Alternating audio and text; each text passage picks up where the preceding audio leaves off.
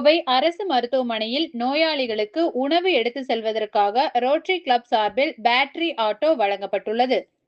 கோவை தலைமை அரசு மருத்துவமனையில் ஆயிரக்கணக்கான உள்நோயாளிகள் சிகிச்சை பெற்று வருகின்றனர்.